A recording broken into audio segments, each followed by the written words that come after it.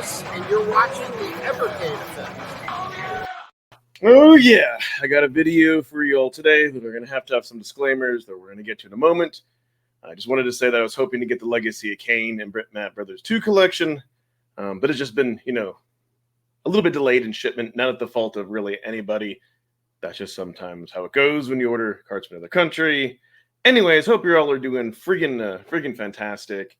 And today, instead, I'm doing my follow-up video on Thalamus Collection 1. Yeah, and I am sorry if people might be offended by the title of this video, but I have to give my honest thoughts and opinions, and I'm going to talk about that for a moment. So here's the disclaimer that I always give, right? Is that I don't want to take away from somebody else's enjoyment. So if you love this collection, if this is your favorite collection and C64 is your favorite console and all that, I highly respect that. And that is awesome. We each have our own differing opinions and all that. And what I'm going to say, I don't want that to diminish your enjoyment or anything else. However, at the same time, I don't believe in positive toxicity. I'm saying that right. And, to say everything is unicorn and rainbows. I love Evercade, all the good, all the bad. And I think it's important for me to give my honest thoughts and opinions. Speaking of which, there's going to be a link above and in the description below, my initial first impressions of this collection. And so if you haven't seen that, take a look. And I know sometimes people may criticize me, like, oh, well, you could only play that game for 10 seconds or a minute. And then, often Pete and Crow will do that. But my whole thing, and I want to remind everybody, is that I do this for fun, right? If I really don't like the game, I know that up front, and I don't see the need to torture myself or you, unless you all are into kind of, seeing that type of thing. Like, I'm the kind of person where I know what I like and I know what I don't like. And once I've given something enough of a chance, then yeah, that's that's pretty much it. I know for sure. And so we'll kind of talk about some feelings have changed, maybe some have not. But again, these opinions are my own and just how I feel. You're perfectly well entitled to feel how you do. And I don't want to take away from that. But at the same time, I'm not going to be like, oh, yeah, dude, no, this was an epic collection. You totally need to get it. I feel like I represent a lot of you out there. And maybe, there's a lot of you that I don't. Let me know in the comments below. I try to be what I try to represent is the general feel of people who watch my channel. I'm assuming that's why you watch my channel. Either way. So we're gonna talk about it.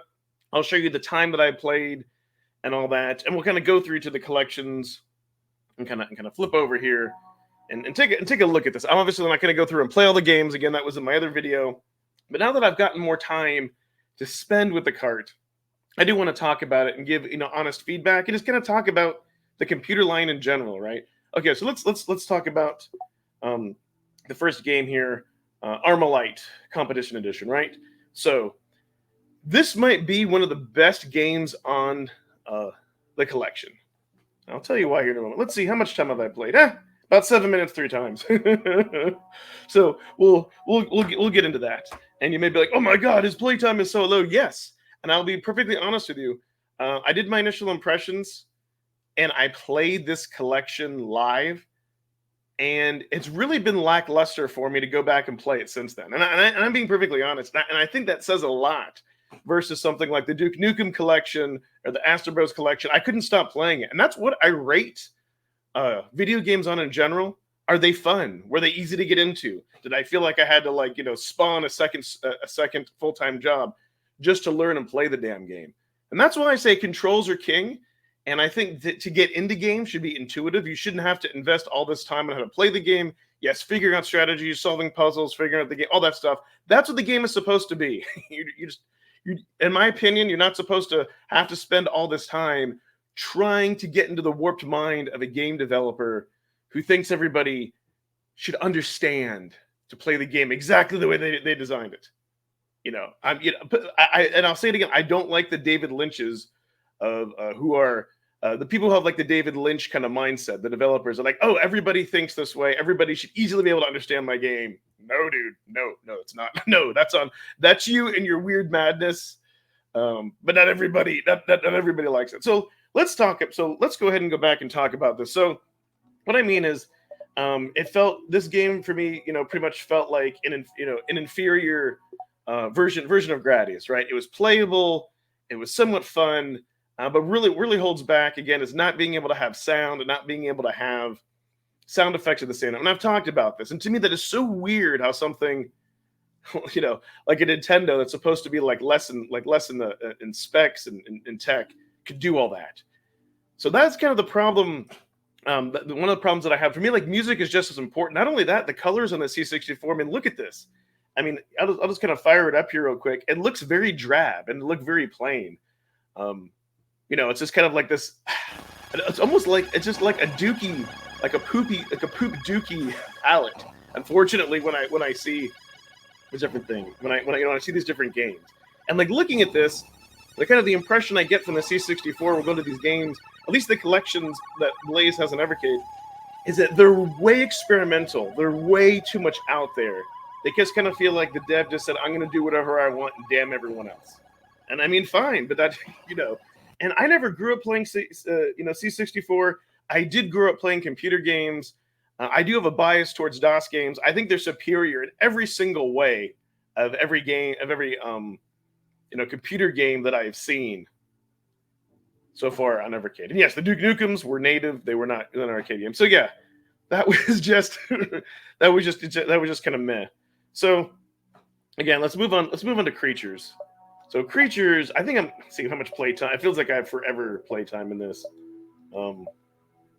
9 minutes, really? That's kind of a. It felt like there's got to be more, unless there's got to be more than that, because I played this on stream. I thought quite a bit. I don't know that that can't be right. I'm just gonna fire it up here to make sure that it's Creatures 1 that I'm talking about, and I'm pretty sure it is. I'm pretty sure it's the one where the two green beings are in a sexual position. Let me just make sure here. Yeah, and for this one, it's like I think this one I do. Whenever it loads in here, I think I do need a visual aid to kind of show you all. Okay, now once you finally get into the game. No. Okay. No. Okay, it's Creatures 2. So yeah, this one, okay. And I'm glad I went it. No, this one, that jogged my memory. And this is why I do these things, though rehearsing it, because I want to be honest. So this, again, it just, I couldn't get into the character. I couldn't relate to the character. You have to do a charge shot. It's just, the game just felt like very, very lackluster, a bad platformer. And again, I'm used to playing more console platformers where the controls aren't as stiff. They feel, maybe it's unfair to compare this as like Mario, but my God, this game, there was nothing good about it. It just wasn't fun. The graphics didn't appeal to me. Nothing else. So it just could not hold my interest, and it just felt very inferior, really, to most other, if I'm being honest, most other like console platformer. But, I haven't played Cheetah Man, but I don't know. So maybe I'll have to sometime play the Cheetah Man collection and kind of compare it. Okay, Creatures 2. This is the one. Okay, I really wasn't sure. Okay, 22 minutes. Okay, play counts 2. All right, so this is the one with the crushable green creatures in a sexual position. And I want to load it to explain it. So this game, I had more fun. This is one of those games where you do need to figure out how the hell you're supposed to play it.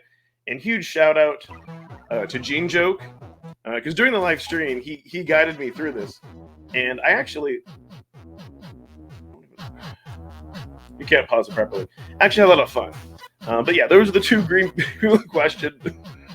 So it's crazy. So what you first have to do is go on the top, jump over, get to that guy, knock down the purple guy, take the bomb, knock it down there, light it up, have it blow up things. Then you got to go down there, dodge that press, and what you got to do is you got to kill that grimace-looking creature before like the thing comes out and gets smashed. And yeah, you can change like different firing modes and all that. Yeah, so it was a lot of fun.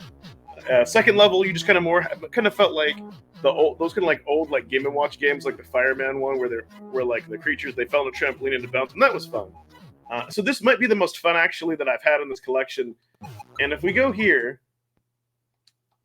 good lord, maybe get my creatures confused. Yeah, this level, like it's funny, like I think Gene admitted himself he didn't get past this, and this was just really weird. And again, that other level was fun because I knew where to go. This was just frustrating because you can't really like bounce over the ravine or haven't figured it out, and it's just it's just very unintuitive. But it's kind of a puzzle. So this might be my favorite game on here because I think I may have had the most fun with it.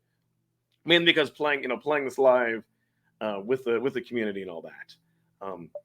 And then we have Hawkeye that I had high hopes for. I'm like, okay, cool. You're this like naked cyborg. This is going to be a cool running gun. No, not really. Main issue that I had with this, again, the controls are just, it's not like playing Metal Slug or Contra. The controllers are kind of stiff. Once you adapt to that, really you have to go and get all these symbols. And then I hate when games do this where you have to collect items, but it's very unintuitive. So you get to the end and then you can't beat the level because you didn't collect all the things. And then you go back and like the jump mechanics aren't as good. So it's like it was more difficult for me to find my way back. And I tried like searching everywhere on the first level and I couldn't find it, right? I could not find it. And again, this game, it just doesn't have a big enough interest for me to try to like hunt down an FAQ or anything else. Again, the drab palette, 10 minutes, right? Only 2 times when I did my initial impressions when I did it live. Yeah, it's just, that's the other thing.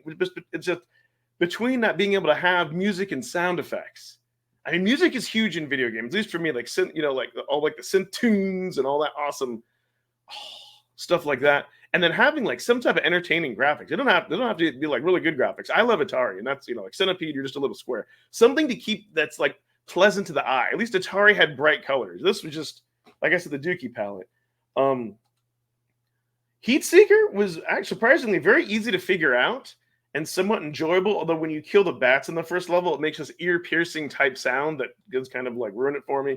Yeah, 2 times 9 minutes. It's a very slow. Oh, I'm sorry. Didn't switch over. It's a very slow, 9 minutes 2 times. Sorry about that. It's a very slow moving game that you almost kind of feel like you're playing a painful death. It's very interesting and different, but it just looks weird, right? Like there's really nothing there in the game mechanics that make it special. You just kind of mindlessly move around, shoot the ball at things. Once you get 10,000 points, you press like L and R at once, you warp to the next level. And then rinse and repeat. Again, it has a better color palette. It doesn't have the Dookie color palette, but it's just nothing special. Hunter's Moon. So yeah, this is just like when I see a game like this, I think it's going to be an excellent shooter or something else. But no, you just like you fly around mindlessly. You just have to shoot, to shoot things. There's probably an objective, but again, it's not intuitive, and I don't want to play that kind of game. I want to play like a cool like shooter. Yeah, doing 3 minutes. Again, very very lackluster, very boring. A little bit better of a color palette, but nothing really special to keep me interested in this game. Nabi the Aardvark. I don't think I have. Yeah, only 4 minutes to this game. The play controls were so frustrating. Just the weird delay and having to jump, and then they don't ease you into game mechanics like any of their games. Like usually they would ease you into game mechanics. It'll be like, oh, you got to jump over this pit, and you got to land on this platform that's being shoot up by the water or this fountain. And oh yeah, if you touch any part of that, you die. You have to land exactly on it, and the jump mechanics suck. And this is, I think, supposed to be their last game, and it came out in 1993. That's what, like, I could understand if these were like early experimental games, maybe like in the late 70s or something. But no, 1993, and that's the other problem. These games, they feel like so experimental, so clunky, just so, oh my god, yeah. And then Renegade again, just one of those other very. Let me see the stats on this. Yeah, I could barely stand this one for 1 minute. Again, it's like somebody who is just high off the rocker, put a bunch of things on the screen, moving around and flashing, and you're supposed to jump around and shoot things, and there's no objective, right? Like I can't stand that when there's like no objective. You just jump around, jump up, jump up, jump up, jump down, and it's chaos. And again, it just feels. A lot of these games, I just kind of feel like those experimental games that you play in some of those indie competitions that feel like unfinished, right? But the difference is, like, Indie Heroes has kind of like a few of those games, but they have bright colors, they're charming. Like Doodle World, right? Doodle World is very charming. The characters are done well. Maybe the controls might fall a little bit short, but you can adapt to it. There's something to suck you into it, right? And then there's a beginning and an end. There's just some charm that the Indie Heroes have that these collections are very lackluster. And then we have Snare. Oh my God. Yeah, I can already tell you. Yeah, 1 minute. So I hate this game. It's not a shooter. You're supposed to kind of like guess or know where the terrain is supposed to be. And then you're supposed to press a button and the terrain shifts. And then another button and it shifts the other way. Again, it's just somebody who in their mind, they thought this concept was brilliant. But for actually playing it, it's not fun. I couldn't stand it. Not at all. And then Summer Camp, This game, I think at this point, let me see. 1 minute. There's just so many. It's not like the Dizzy games where there's a clear objective. This just seems like the poor man's Dizzy, where there was like a bunch of things on the screen and a bunch of items. And I was like, I'm done. It was just at that point, it was just like, I don't know. It's just like if you were thrown like into hell, or you were just waiting in purgatory. That's what I kind of feel like this collection is. Like I was just like, there's this and that, and so many ways to go, and nothing makes sense, and there's a bunch of signs pointing everywhere. I just and with the drab color palettes, nothing. You would think this would be a fun mappy, no. And then probably the most unplayable game, and I think you'll see. What do I have, like 10 seconds? Yeah, 0 minutes. You know why? I've never played a game before where there were flashing light and flashing lights and it made me physically ill. It made me physically ill. I don't like it. Like I don't like a lot of flashing lights and all that kind of like that does screw with me, especially if it's like like at night or whatnot. And with this, that really screwed with me. It made me physically feel ill, and I couldn't play it. So I'm like, dude, there's I'm the biggest sponsor in the world. Could get me to come back and play it. But yeah, this is really the first time for a computer collection where I couldn't force myself and go back and play it more. I really couldn't. There was just no point, right? I was mainly able to play it and stream it live because I had you all watching me, and that made it fun. But and what did I buy this? Curiosity. So again, with most of the computer collections with the games, like I cannot recommend that you buy this unless you just love Commodore C64 and you love these games. Otherwise, just pass on it, or unless you're collecting every single game to have it. And even if you are, it's just for me. It's not really worth the time investment. I can't stress that enough. Again, these are all my own opinions and all that stuff, but I understand that. Like, listen, Blaze is a British-owned company. They're going back to their roots. But I feel like when we see C64 collections and we see more of these Picos, it's a niche within a niche, right? And it'd be different if we could get really good games, but they're just bad games. Like, I don't care if they were popular then. They don't hold up. They just don't hold up now. You can say that I'm biased. I'm looking at this through somebody who's into DOS and into Atari. But at least Centipede still holds up and it's fun. I don't care what anyone says. There's so many versions of Centipede out there. Taken from the arcade game, ported, recharged. You don't see them making recharge games of this for a reason, right? Maybe that would be cool. Maybe somebody could do something with it. Too experimental, not enough direction. I like games that have a focus where I feel like I can get in and accomplish something. This was just like total chaos, right? Gaming is fun, but I like to feel like I have a purpose, that I'm doing something. I don't like to feel like that I just play a game, because the problem is kind of like when I would have 10,000 ROMs, let's say, and you load them up. You play a game and try it out, and you move to the next, and you move to the next. And if you do that too much, you feel very unfulfilled. Like, I like to accomplish something in a game. It could be collecting a certain one type of an item. It could be beating a level. It could be just defeating a boss. It could be completing. I like to feel accomplished. And with this, I don't. Now with all that said, I am looking forward to the Bitmap Brothers 2. It's a computer collection, but it's an Amiga collection.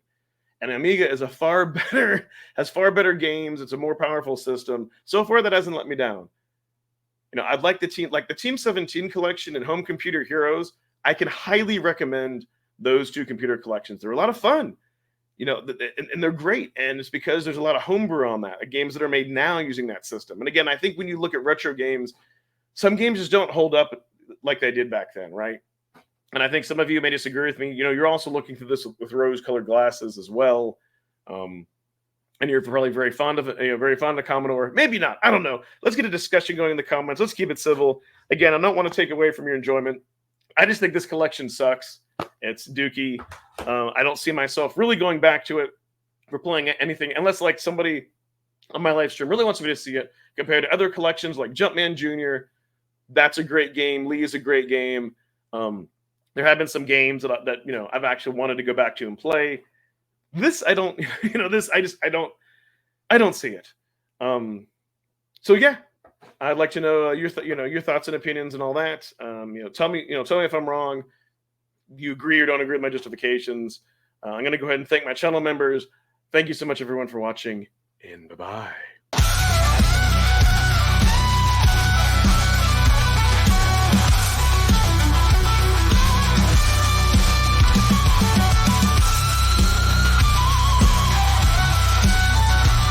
Thanks, Crash Line, Mr. Shua, Immortal Sojourn, Sucker MC, Ember Cummings, Joe Whitlash.